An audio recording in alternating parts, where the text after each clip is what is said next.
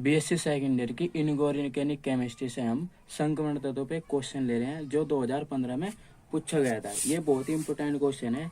और ये क्वेश्चन क्या है, संक्रमण तत्वों का वर्णन करना प्रथम श्रेणी का उदाहरण ले गए, यानी कि प्रथम श्रेणी के तत्वों को उदाहरण लेते हुए संक्रमण तत्वों का प्रमुख गुणों का वर्णन करना। तो सबसे पहले हम क्या करेंगे, संक्रमण तत्व बताएंगे। वे संक्रमण तत्व क्या है, जैसे कि आप यहाँ देख रहे लिखा हुआ है क्या है, वे तत्व जिनके बाहरी दो कोष अपूर्ण होते हैं और अंतिम या विभेदी इलेक्ट्रॉन बाहर से दूसरे सेल डी कोष में बढ़ते हैं, उन्हें संक्रमण तत्व कहते हैं। सीधी सीधी सी बात समझो, संक्रमण तत्व वे तत्व हैं जिनका अंतिम इलेक्ट्रॉन डी कोष में चला जा। आप ऐसे भी लिख सकते हो, ठीक है।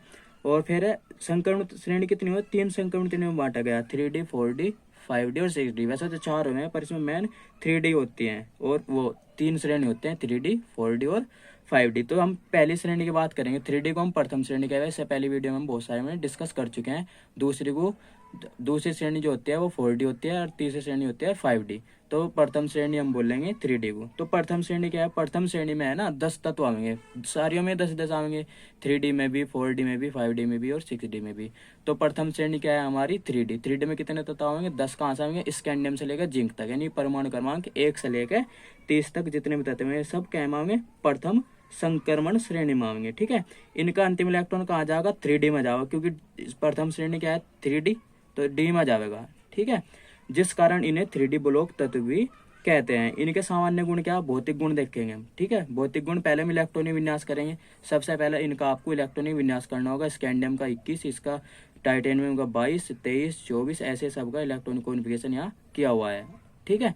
फिर हम पढ़ेंगे धात्विक गुण। तो देखो सभी जितने भी तत्व हैं धातु होते हैं, एक तो पॉइंट ये होगा, सभी धातुएं कठोर होंगे, तन्य भी होंगे, अघातवर्धनी भी होंगे, चमकदार भी होंगे और विद्युत सुचालक भी, यानी इनमें बिजली बह सकेंगे, कठोर भी होंगे और इनकी चमक में, इनके अंदर चमक भी होगी। तन्य मतलब इन्हें पतले से पतला भी किया जा सकता है, ये धात्विक गुण है।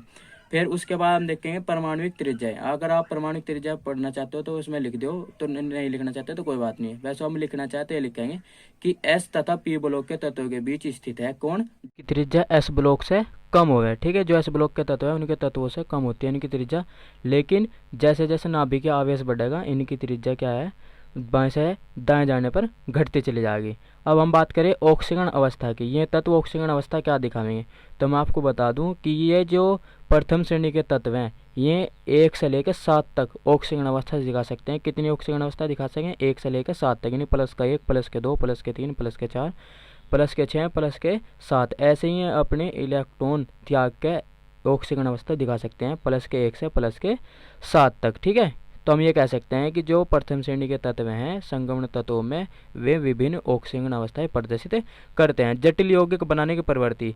ये यौगिक आयनों के छोटे आकार, ऊंचे नाभिक के आवेश व N-1D कक्षा रिक्त होने के कारण लिगेंड के साथ सरलता से उपसहसंयोजक बंध बना लेते हैं। देखो जो संक्रमण तत्व हैं ये जटिल यौगिक बनाए, हम पहले भी क्वेश्चन में डिस्कस कर चुके हैं। जो संक्रमण तत्व हैं ये जटिल यौगिक बनाते हैं और जब ये जटिल यौगिक बनाएंगे तो इनकी यह प्रवृत्ति जटिल यौगिक बनाने में इनकी सहायता करती है।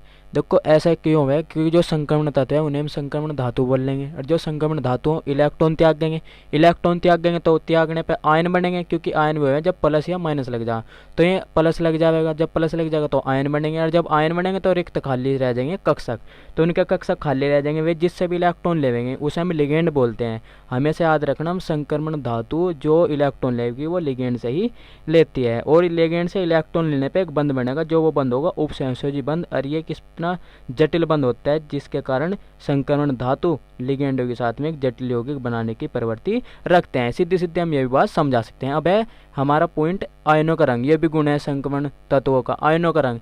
जो संक्रमण तत्व हैं वर्ग 3 से लेकर वर्ग 11 तक हम संक्रमण तत्व बोलते हैं। तो संक्रमण तत्वों में क्या हुआ है, रंगीन आयन बनाने की प्रवृत्ति होती है। ऐसा क्यों है, क्योंकि जो संक्रमण तत्व है इनके उपकोष में इलेक्ट्रॉन अर्ध भरे हुए होते हैं। क्या हुए, अर्ध भरे हुए। तो अर्ध भरे होने के कारण ही इनमें जो अयुग्मित इलेक्ट्रॉन होंगे वे कौन सा संक्रमण दिखाएंगे, DD संक्रमण दिखाएंगे। क्यों, क्योंकि वे प्रकाश को अवशोषित करके एक D कक्षक से समान दूसरे D कक्षक में चले जाते हैं और प्रकाश का अवशोषण कर लेंगे, जिस कारण ये रंगीन आयन बनावेंगे, ठीक है, रंगीन आयन बनावेंगे, ग्रहण करेंगे वहाँ से प्रकाश। जो Ti होता है जो बैंगनी कलर का हो, कॉपर नीले कलर का, मैग्नीशियम गुलाबी और Fe यानी कि आयरन हमारा पीले कलर का होता है।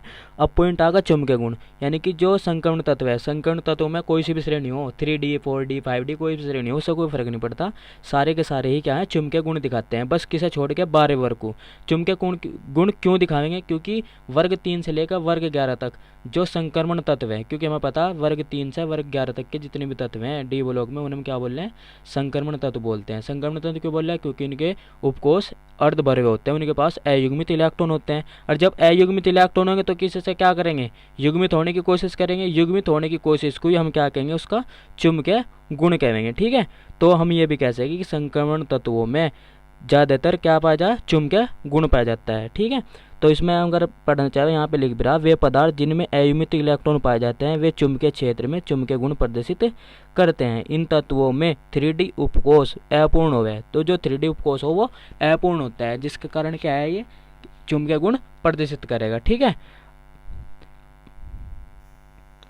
तो इस क्वेश्चन में हमने यही समझा कि जो संक्रमण तत्व है उनका वर्णन करने तक गुणों का, और संक्रमण तत्व में 3D श्रेणी के पॉइंट बताने थे कि 3D श्रेणी जो है उसके कैसे कैसे पॉइंट है, धात्विक गुण कैसा हो 3D श्रेणी का, ऑक्सीजन अवस्था कैसी हो, जटिल यौगिक क्या हो, आयनों का रंग क्या हो, चुंबकीय गुण क्या हो, उनका इलेक्ट्रॉनिक विन्यास क्या होता है। और जो 3D श्रेणी होती है उसे हम प्रथम श्रेणी बोलते हैं, ये हमने कई बार पढ़ चुके हैं। अगर आप रेगुलर वीडियो देख रहे हैं तो आपको बहुत ही अच्छे तरीके से सब क्वेश्चन समझ में आ रहे होंगे। अब हम नेक्स्ट वीडियो में एक नेक्स्ट क्वेश्चन लाएंगे बहुत ही अच्छा, जो एग्जाम में आपके लिए हेल्पफुल साबित होगा, और एग्जाम के लिए बेस्ट ऑफ लक। अगर वीडियो पसंद आवे तो वीडियो को लाइक कर दो, और वीडियो को अपने दोस्तों के साथ में शेयर करके चैनल को सब्सक्राइब भी कर सकते हो। धन्यवाद।